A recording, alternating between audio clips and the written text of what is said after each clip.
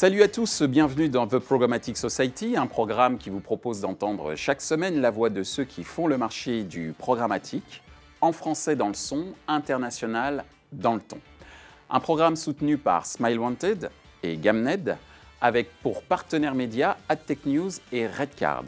Ce programme est également accessible en podcast sur les principales plateformes d'écoute. Cette semaine, notre thème est le suivant. Blockchain, concept fumeux ou concept d'avenir. La blockchain fait les choux gras de la presse en général et de la presse marketing en particulier. Mais qu'est-ce que la blockchain? En quoi l'industrie publicitaire peut être impactée? Quels sont les usages du principe de blockchain dans l'univers marketing? Pour en discuter, Pierre-Louis Fontaine, consultant indépendant, Angie Ismail de Varanida, Sébastien Bourguignon de Margot, Christophe Danet de Digital Makers. Bonjour à tous, bienvenue sur le plateau de The Programmatic Society. Il va être aujourd'hui question de blockchain et pour commencer justement, quelle est votre définition de ce concept de blockchain? Alors pour moi la blockchain, je vais reprendre un peu les définitions techniques pour démarrer. C'est une base de données, si on essaie de simplifier, une base de données qui est décentralisée, ultra sécurisée, dans laquelle on peut tous écrire de l'information. Par contre, on ne peut rien y modifier, ni rien y supprimer. Ça permet d'avoir une traçabilité dans la durée et, j'ai envie de dire, jusqu'à la nuit des temps, tant que le fichier de la blockchain existe. Angie? Moi, je rajouterais, donc, même définition, je rajouterais aussi la partie confiance. La blockchain a été créée pour être un logiciel, finalement, qui va renforcer la confiance entre deux intermédiaires lorsqu'il y a une transaction. C'est ce qui n'existait pas avant. Et d'ailleurs, la blockchain et le Bitcoin a été créé à la suite d'une grosse crise de confiance financière en 2009. Christophe? Si je devais rajouter quelque chose sur la définition de la blockchain, je rajouterais plutôt les 4 types de vertus qu'on y retrouve. La désintermédiation dont tu parlais tout à l'heure, la résilience, la traçabilité et l'intégrité. Ce sont 4 éléments, on verra certainement dans la suite du débat, qui seront nécessaires dans l'implémentation sur la programmatique. Pierre-Louis? Et d'un point de vue publicitaire et annonceur, je pense qu'on a tous une grosse gourmandise sur la blockchain pour des raisons justement de transparence. Et que cette gourmandise, elle sera nourrie d'ici les 2 ou 3 prochaines années. Il y a déjà pas mal de beaux projets qui sont en cours. Donc c'est une vraie révolution. Ce n'est pas du tout quelque chose un effet de mode, surfait, un effet de mode, voilà. Alors justement, puisque tu parles de gourmandise dans le milieu publicitaire, en quoi justement ce concept de blockchain va impacter l'écosystème publicitaire? Je pense que ça va pas. Il y a beaucoup de bruit qui disent que ça va tuer complètement l'intermédiation. Je ne crois pas au fait que ça tue l'intermédiation. Ça va considérablement modifier les structures et les apports de services de ces intermédiaires, justement. Que ce soit une agence de création ou une agence média, elles ne vont pas disparaître du jour au lendemain parce qu'il y a une transparence totale sur les échanges publicitaires. Si on dit transparence égale mort des intermédiaires, ça veut dire que les intermédiaires créent de la non-transparence. Donc il va y avoir fondamentalement une refonte totale des structures des agences médias. Il va falloir qu'ils aillent chercher des nouveaux métiers, des nouvelles façons de fonctionner, une expertise comptable par exemple, qui soit beaucoup plus forte, une expertise technique qui soit 10 fois plus supérieure à ce qu'elles ont aujourd'hui. Ils ne disparaîtront pas pour une raison toute bête, c'est que l'annonceur n'a pas forcément vocation à aller directement sur la blockchain et qu'il va falloir qu'on traite l'information de blockchain grâce à des partenaires et l'agence média est parfaitement apte à le traiter si elle se met en ordre de bataille. Ton point de vue, Christophe? Alors, déjà, la blockchain appliquée au marché publicitaire répond à une vraie problématique. La première, c'est la fraude.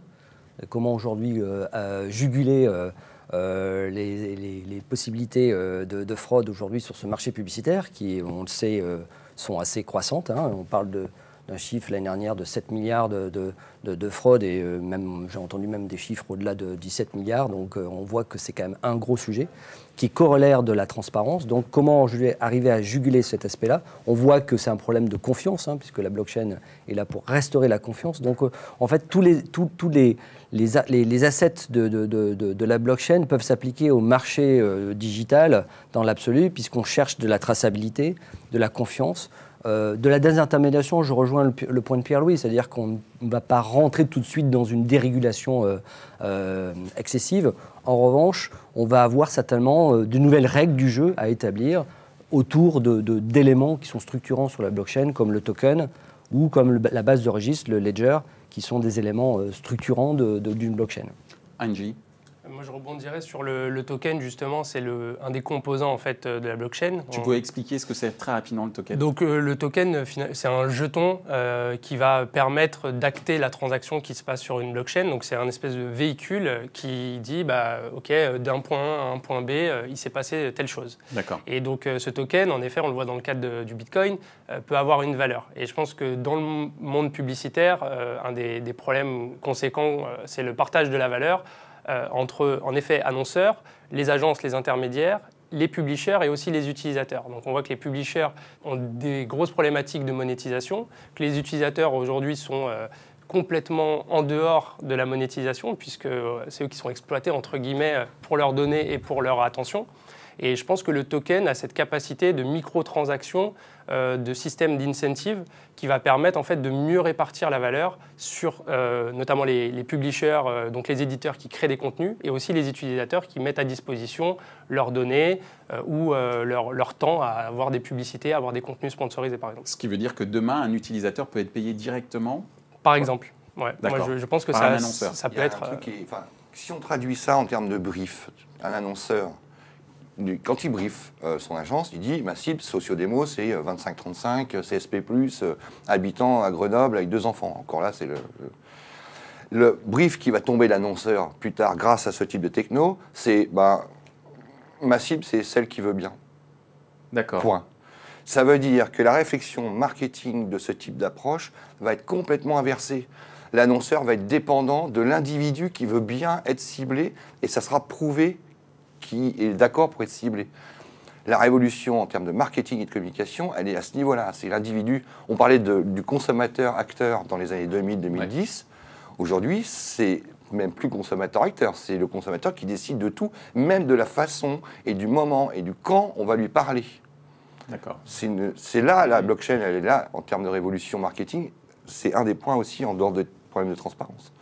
Sébastien, ton avis concernant l'impact sur le marché publicitaire? Moi, je reviendrai plus sur la désintermédiation, en fait. Effectivement, il y a tout un débat sur la capacité à disrupter différents secteurs d'activité et à supprimer les intermédiaires. On parlait beaucoup à une époque des notaires, des avocats, des banquiers. Ce qu'on constate, c'est qu'en fait, la réalité, c'est qu'elle ne fait pas disparaître, en tout cas pour le moment, complètement ces acteurs-là. Elle fait juste que transformer la chaîne de valeur de manière à redistribuer de la valeur à des acteurs qui n'existaient pas encore. Il y a de nouveaux acteurs qui vont arriver dans cet écosystème avec la blockchain. Elle va en faire disparaître, c'est une certitude. On peut pas se voiler la face en se disant la blockchain ne va pas complètement révolutionner certains secteurs d'activité. De là à savoir si dans l'écosystème programmatique, on va voir disparaître des intermédiaires en masse, parce qu'il y en a quand même un grand paquet qui s'empilent les uns derrière les autres et qui prennent chacun un petit bout de la valeur et qui viennent grappiller tout ce qui circule. Il y a de fortes chances quand même qu'il y en ait quelques-uns qui viennent tout doucement disparaître de la map. Alors, justement, on parle de révolution et pour le moment, on est un peu dans le conceptuel et c'est normal, hein, c'est tout nouveau. Mais est-ce qu'il existe déjà des exemples d'usage du principe de blockchain dans l'univers publicitaire? Sébastien? Alors, t'en as un, on en a parlé pas mal avant le début de l'émission, qui est la startup Brave, qui a réalisé une levée de fonds l'année dernière qui était assez significative, qui a fait pas mal de bruit à l'époque, puisqu'ils ont levé quelque chose comme 35 millions de dollars en 30 secondes. Donc, c'était un peu les cartons de l'année dernière dans les belles opérations. Il y en a quelques-uns. Il y a Filecoin, par exemple, qui a levé quelque chose comme 250 millions en 1 heure, en plein mois d'août l'année dernière. Donc, c'était les gros cartons de l'année dernière. Brave, l'idée, c'est de justement redonner de la valeur à l'internaute.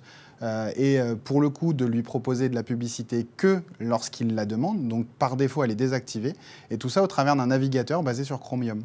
L'idée, c'est le navigateur, vous l'installez, la publicité n'est pas téléchargée, les trackers non plus. Je choisis de l'activer si j'en ai envie. Et par défaut, si je le veux, je peux être rémunéré pour voir de la publicité que j'ai choisie. Et donc, on change complètement la mécanique dont aujourd'hui la valeur circule dans tout cet écosystème. Angie?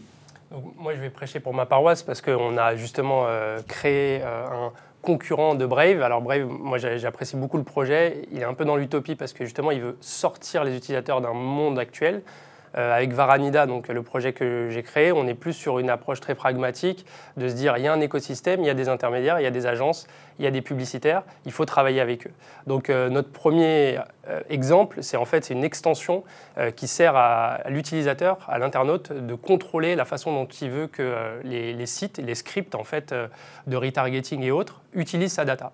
Donc on a créé ce qu'on appelle un data wallet, qui est finalement simplement une espèce de méta-cookie que l'utilisateur décide sur un site ou un autre, en fonction de sa confiance qu'il va avoir dans ce site, à partager la donnée. Et donc aujourd'hui, on a dépassé les 130 000 installations, donc on est encore loin de Brave, mais on n'a pas levé tout l'argent, et donc on a encore des progrès à faire. Prochain. Peut-être demain aussi, on verra. Très bien. Pierre-Louis, est-ce que tu as un avis, est-ce que tu as des exemples de principes de blockchain au niveau publicitaire ? Pour le moment, j'en ai pas, et je sais que pas mal d'annonceurs s'interrogent là-dessus de façon très sérieuse. Et donc ça, c'est le premier point. Par contre, là, ça pose pas mal de questions côté annonceur. D'accord. La première, c'est la puissance, c'est-à-dire est-ce que moi, en tant qu'annonceur local France, par exemple, j'ai les moyens d'avoir des FTE, c'est-à-dire des têtes pour travailler là-dessus, et du développement. FTE, la réponse, full-time employé, pour ceux qui ne savent pas. Full-time employé, oui. C'est-à-dire un équivalent temps homme, jour. La réponse est clairement non. Ça veut dire que ce type de projet-là, il est forcément en développement au niveau européen, voire mondial, parce qu'il faut avoir de la ressource et du temps. C'est de la deuxième question sur les blockchains, c'est moi, je vends du yaourt, je vends de l'automobile, je vends du dentifrice. Mon métier, c'est de vendre ça. Est-ce que je vais affecter du temps homme sur de la recherche et développement blockchain? C'est pour ça que l'intermédiation ne va pas mourir aussi vite. Quand je dis intermédiation, je parle des agences, en fait. Je ne parle pas des SSP et DSP qui seraient... Donc la question est-ce que je peux développer des projets blockchain au niveau local? J'ai franchement des gros doutes, à moins d'avoir des très gros annonceurs locaux, type Air France par exemple. Mais je n'ai pas entendu parler de projet France en cours de développement aussi fort. Peut-être que je me trompe. Christophe? Alors, moi, ça fait un petit moment que je regarde le sujet et j'ai à peu près répertorié une cinquantaine, soixantaine de projets dans le monde autour de la blockchain publicitaire. Rien que 50 dans le monde? Oui, à peu près. D'accord. Et je pense que je suis assez loin du compte dans la mesure où il y a un marché que je n'arrive pas à étudier pour une question de langage, c'est la Chine. D'accord. Donc, mais sur le marché américain, beaucoup d'initiatives américaines. Alors, on citait Brave tout à l'heure. On peut citer Kochava, qui est un network mobile américain qui s'est vraiment lancé. J'étais à Demesco il y a 15 jours et effectivement, il a expliqué. Il y a un sujet qui était intéressant, lui, dans l'application programmatique. C'était une notion qui va être intéressante, qui peut intéresser les annonceurs, c'est la notion de smart contract. C'est-à-dire, sa notion, à un moment donné, si je résume, le smart contract, c'est définir les conditions d'application, en quelque sorte. Bon, c'est basique. C'est à la portée de n'importe quel juriste du coin, à part qu'il faut mettre de l'informatique, à faire du if, then. S'il y a telle condition, alors je fais ça. Donc les conditions, ils sont en train de les réunir en rassemblant autour de consortiums, puisque c'est la logique dans laquelle beaucoup de projets se cristallisent autour de la blockchain publicitaire, de projets où on va avoir pas une entité qui va créer, mais un consortium. Donc Kochava, ce qu'il cherche à voir, c'est l'assentiment des éditeurs dans son modèle. Brave, c'est aussi un peu son cas. Alors, il est un peu en conflit a priori. Il n'est pas qu'en conflit qu'avec les éditeurs, il est aussi en conflit avec le navigateur par défaut de vos ordinateurs. Il est en conflit avec Google, puisque Google a déréférencé son wallet. Donc, c'est assez intéressant de voir ça. J'espère que ce ne sera pas la même chose par chez toi. Mais ça, c'est un point qui montre que le marché est un peu crispé là-dessus, parce que la fin des middlemen, comme on les appelle, des middlemen, de l'intermédiation est un sujet assez clair. Autre point, le marché publicitaire s'y intéresse, puisqu'il y a deux agences qui aujourd'hui ont franchi le Rubicon là-dessus, Mindshare côté WPP et Omnicom, à travers deux projets assez différents. Mindshare s'associe avec Mediamat, avec Integral Science, avec Rubicon, autour d'une techno qui s'appelle Zilliga. Donc c'est une techno, voilà, dans la même logique. Je définis un token, je définis des smart contracts et je vais en quelque sorte accélérer la transformation de la blockchain sur la programmatique. L'autre projet, c'est celui d'Opdicom qui a été annoncé à Demesco avec Mad Network. Donc c'est une dérivée de Madive. Alors pardon pour tous les noms de name dropping que je fais, mais c'est assez créatif, on va dire, en termes de noms de marque. Donc beaucoup de consortiums. Je pense que la logique va arriver dans une logique où, comme la blockchain se conçoit de manière privée ou de partenariat, beaucoup d'acteurs majeurs, TF1 est partie prenante, sur des projets. Alors pour l'instant, c'est juste on met un doigt. Donc on est plutôt dans le proof of concept, d'accord, dans la définition du concept, avéré, levée d'ICO pour certains, parce que maintenant, pour pouvoir développer, il faut avoir un peu d'argent. Et puis ensuite, on commence à avoir des logiques de proof of work, donc là, d'efficacité. C'est ce qu'avaient promis Omnicom et Mad Network. Moi, j'étais un peu déçu de la teneur de ce qu'ils proposaient, parce qu'on ne voyait rien concrètement. Mais il y a des projets, ça commence à venir. Alors, il y a un sujet dont on a beaucoup parlé en discutant, c'est l'intermédiation. Tu disais, Pierre-Louis, que toi, tu ne pensais pas que la blockchain allait tuer le métier d'agence, ou en tout cas d'accompagnement des annonceurs qui n'avaient pas forcément, entre guillemets, le temps ni les compétences. Ça va tuer ceux qui n'évoluent pas. Alors, s'il y a des morts, on va être très clair, s'il y a des morts, pour vous, c'est qui ? C'est les intermédiaires dont on parlait depuis tout à l'heure, les SSP, DSP, enfin, toutes ces micro-solutions, enfin micro c'est peut-être un grand mot, mais toutes ces intermédiaires dans la chaîne de valeur qui prennent un petit bout pour juste faire en sorte de faire mapper les annonceurs, les éditeurs et l'internaute. Le triptyque qui restera à la fin, c'est ça, c'est plus cette vision-là qu'il faut imaginer. Donc ton triptyque, rappelle-le-moi, donc ce serait annonceur, éditeur et internaute. Ouais. Ok.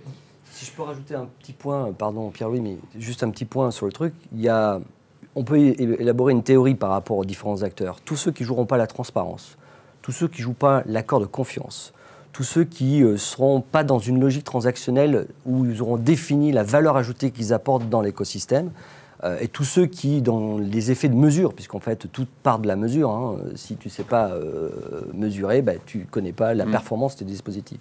Voilà, les quatre domaines qui peuvent être impactés dans la blockchain, dans l'intermédiation. Donc ça peut impacter à la fois des acteurs de la data qui ne sont pas propres, ça peut impacter des intermédiaires qui prennent une marge ou une surcom sans le faire de manière avérée, mais ça va nécessiter aussi de la part des annonceurs un niveau de transparence beaucoup plus important que celui peut-être auquel ils pensent. Oui. Je rajouterais juste, Angie, oui. si je peux. En fait, la blockchain aussi vient de cette philosophie de l'ownership, de la propriété. Et c'est vrai qu'aujourd'hui, on a très peu de modèles dans la publicité qui créent de la valeur sur la vraie propriété. Donc, je parlais tout à l'heure des éditeurs de contenu. Un journaliste qui crée son contenu, c'est sa propriété. Donc, il y a du copyright, etc. Ce copyright, il peut être rémunéré grâce à la blockchain en disant la preuve, voilà, c'est bien toi qui as édité ce contenu. De la même façon, la donnée de l'utilisateur peut être prouvée aussi. On dit ça, c'est ma donnée. Et de la même façon, l'annonceur ou l'intermédiaire, si tant est qu'il apporte une valeur ajoutée, va pouvoir prouver sa valeur ajoutée. Mais tous ceux qui ne sont pas propriétaires d'un actif, a priori, devraient se retrouver en dehors du champ des transactions et donc potentiellement disparaître s'ils n'évoluent pas. Ouais. Alors, juste, il y a un projet qui est intéressant sur le contenu de ce point de vue-là qui s'appelle Steemit, qui cartonne beaucoup dans l'écosystème blockchain. C'est une plateforme type réseau social sur laquelle le contenu justement a une valeur qui est remise en avant pour le producteur. C'est-à-dire qu'aujourd'hui, l'idée, c'est je publie un article sur Steemit, je vais être rémunéré en fonction du niveau d'engagement de la communauté de gens qui vont lire l'article, qui vont le partager, le liker. Et il n'est pas rare aujourd'hui de voir des internautes qui touchent quelques centaines de dollars pour chaque article publié, qui peuvent même en faire une activité principale. Alors que pour des gens, par exemple, comme moi, qui publient énormément et qui écrivent beaucoup, j'ai zéro rémunération sur tout ce que j'écris et ce que je publie. Et ce sera vrai pour des programmes vidéo comme The Programmatic Society. Voilà, exactement. Tu vas être payé en token. Ouais. Alors justement, on va terminer par notre débat par cette question. Par où commencer pour se lancer dans un projet blockchain lié, appliqué aux transactions publicitaires? Par quoi on commence, Angie? Moi, je pense qu'il faut revenir aux fondamentaux de la blockchain, qui est d'abord une application. La première application, c'est une application financière. Donc le Bitcoin et la blockchain Bitcoin, c'est un transfert de valeur, un transfert monétaire entre deux individus. Et je pense qu'un des gros problèmes qu'on a aujourd'hui dans le monde publicitaire, c'est le suivi des médias, on parlait des intermédiaires, éventuellement des commissions, de la fraude. Donc potentiellement attacher des transactions blockchain avec les budgets des médias pour suivre qu'en effet le budget de la marque c'est 100, que l'agence prend X, que l'éditeur prend Y, éventuellement s'il y a des intermédiaires, voilà, mais qu'on n'arrive pas, comme c'est le cas aujourd'hui, alors c'est les chiffres qui sortent, mais qu'on dit une marque a dépensé 100 et les publishers ont récupéré 40 et les 60 qui sont entre les deux, on ne sait pas trop où ils sont. Je pense que la blockchain est prête déjà pour ce type de transaction. Après, pour d'autres usages, il y a tout un tas d'autres exemples. Donc on a parlé Steemit, de Brave, notre projet aussi. Donc il y a plusieurs choses, mais je pense vraiment que la première application peut venir sur les échanges financiers. Sébastien? Aujourd'hui, sur la blockchain, alors moi, c'est le constat que je fais dans beaucoup de secteurs où je finis par rencontrer pas mal d'acteurs. Il y a quand même encore un vrai problème sur la compréhension de ce que c'est et à quoi ça sert. Donc, le vrai sujet aujourd'hui, c'est pas de savoir par où je commence concrètement, c'est avant tout, c'est concrètement à quoi ça sert. Ouais, et donc, il y a un vrai problème et qui reste flagrant parce que les écoles ne forment pas encore assez. Les programmes ne sont pas là, les écoles d'ingénieurs ne sortent pas d'ingénieurs spécialisés dans cette technologie. Les formations professionnelles ne sont pas encore sur le marché disponibles, ou en tout cas, elles sont encore balbutiantes. Ce qui fait qu'on a énormément d'acteurs qui aimeraient se lancer, mais qui, avant tout, ont besoin de monter en puissance dessus. Donc, comprendre, c'est de l'acculturation, de la formation. Il y a beaucoup d'entreprises aujourd'hui qui sont dans le prototype, qui vont, avant de se lancer dans un vrai projet à ampleur internationale, déjà tester localement sur un cas d'usage bien identifié, bien bordé, parfois même qui peut être un peu exotique par rapport à son business, pour justement se mettre dans une situation où elle va comprendre cette technologie, en l'occurrence ces technologies, parce qu'en plus cet écosystème technologique est quand même assez vaste, le pratiquer concrètement, voir ce que ça veut dire d'un point de vue juridique, d'un point de vue comptable, on en parlait tout à l'heure, d'un point de vue fiscal, d'un point de vue business, et puis ensuite commencer à pouvoir rentrer dans une phase plus d'industrialisation. Quand je vois des secteurs comme la banque, par exemple, on commence à peine en 2018 à voir arriver enfin des cas d'usage en production sur de la blockchain publique ou de la blockchain privée. L'année dernière, ils ont tous, il n'y en a pas un qui est passé à travers, fait des prototypes, des POC, des pilotes. 2017, c'était l'année du test. 2018, pour la banque et la finance, c'est l'année de la production. Je pense qu'aujourd'hui, il y a un vrai travail pour peut-être le secteur de la programmatique à déjà s'accaparer cette technologie, la comprendre et la digérer. Quoi. Pour compléter, il y a la formation et il y a tout ce dont on parle là. La banque et l'assurance ont bien compris la plus-value de l'utilisation de la blockchain. Je reviens à un fabricant vendeur de yaourts, d'automobiles, de couches-culottes ou de dentifrice, donc le secteur, on va dire, FMCG, auto, hein. La preuve de la plus-value dans l'utilisation de la blockchain n'est pas encore là. Donc il faut même prouver que la blockchain est intéressante. Le corollaire à ça, c'est que quand on dépense en médias, partout, quel que soit l'annonceur, c'est un mal nécessaire. C'est vraiment ça. C'est un pain point de dépenser de l'argent en communication quelque part. Donc, le fait est que, quand on dit en communication, en médias, c'est un pain point, c'est un mal nécessaire. La blockchain, quelle est la plus-value? Est-ce que déjà ça supprime ce mal nécessaire? Est-ce que ça l'optimise? Les logiques, la lecture aujourd'hui des annonceurs, c'est plutôt dans l'optimisation de la dépense média. Or, pour qu'un annonceur FMCG, par exemple, adopte la blockchain, il faut que ça prouve qu'il y a une plus-value sur son business. Donc la blockchain, elle va d'abord pénétrer ses annonceurs sur des logiques de supply chain, par exemple. Ça, c'est une évidence. Et puis, celui qui n'y va pas, il aura un sérieux problème plus tard. Appliquer la blockchain sur de l'investissement média, ça générera de l'économie, pas de la plus-value. Est-ce que c'est une priorité pour tel type d'annonceur de générer de l'économie? Moi, je rajouterais le point, c'est effectivement la base, c'est l'acculturation. C'est-à-dire, il y a encore des sceptiques, il y a des annonceurs qui le sont encore, ou qui ne voient pas l'intérêt immédiat, comme tu le soulignais. C'est clair qu'à un moment donné, cette acculturation, elle est nécessaire, elle prend du temps. Convaincre tout le monde que la blockchain, c'est pas que la Bitcoin, rien que ça, c'est déjà un vrai sujet.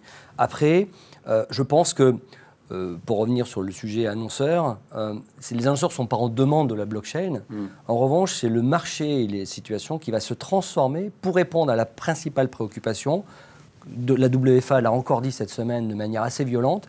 Attention les gars, la Fédération mondiale la Fédération internationale des annonceurs, en disant deux choses. Les gars, Coco, la transparence, c'est mandatory, c'est obligatoire. Et on veut la transparence la plus complète possible, d'accord ? Le sujet de la fraude publicitaire, alors c'est vrai que nous, en France, on est moins impactés, entre guillemets, mais sur le marché américain, c'est une vraie chienlit. Donc c'est un vrai danger, pour l'écosystème, et pour ceux qui font bien, parce qu'il y a ceux qui font pas bien, forcément. Pour moi, c'est le marché qui va y répondre de manière concrète. La première chose, c'est donc de l'acculturation, convaincre que c'est un système qui a ses vertus, qui a aussi peut-être ses défauts, comme toute techno, et ensuite de recenser les cas d'usage, recenser ce qui existe dans d'autres secteurs. L'univers bancaire, on citait tout à l'heure, effectivement, s'ils sont en avance, qu'est-ce qu'on peut aller choper comme données qui peuvent être intéressantes pour la logique publicitaire? Je suppose que vous faites ça pas mal et même très bien. Voilà. Et ensuite, regardez les projets pilotes. Donc, on voit que c'est difficile. On sait qu'on en a encore pour quelques années à faire comprendre aux gens que la blockchain. Pour info, c'est quand même un des gros sujets. C'est un groupe de travail aux US sur l'IAB Tech Lab. C'est le plus gros groupe de travail que j'ai jamais vu depuis 20 ans à l'IAB. C'est-à-dire que je pense qu'il y a un nombre de sociétés qui se sont mis dessus. Alors vous direz, c'est peut-être plus des opportunistes qu'autre chose, mais il y a Brave, ils y sont tous. Ils y sont tous, vous les regardez, vous avez tout l'écosystème. Donc je suis assez optimiste sur la capacité du marché à se mettre vraiment en action. Il y a certainement d'autres sujets à régler, mais là, en tout cas, il faut commencer par l'acculturation. En tout cas, messieurs, merci pour votre participation. Ce que je comprends, c'est que la blockchain va réenchanter la publicité d'une certaine manière. Ça va être une sorte de pays des merveilles à vous écouter. Plus de transparence, moins de fraude, etc. Donc c'est merveilleux, c'est ce qu'attendent beaucoup d'annonceurs. Et en tout cas, merci d'avoir participé à cette acculturation du marché que vous appelez de vos voeux à travers cette émission. Merci à vous. Merci. Merci. Ainsi s'achève ce débat autour du concept de blockchain. Les 3 points à retenir de nos échanges sont les suivants. 1. La blockchain est une révolution qui va bouleverser le paysage publicitaire en s'appuyant sur 3 acteurs, les annonceurs, les éditeurs, les utilisateurs. 2. Les agences médias ne seront pas forcément disruptées par le phénomène blockchain si et seulement si elles sont en mesure d'adapter leurs services opérationnels aux attentes des annonceurs dans ce nouvel environnement. 3. La blockchain peut réenchanter le marché de l'achat et de la vente média en mettant fin à la fraude, au manque de transparence, au manque de traçabilité des transactions publicitaires actuelles. Retrouvez ce programme en podcast et sur les principales plateformes d'écoute. Merci à Smile Wanted et Gamned pour leur soutien, sans oublier nos partenaires médias, les magazines AdTech News et Redcard. Merci également à l'ensemble des équipes d'Atelier B pour la réalisation de ce programme.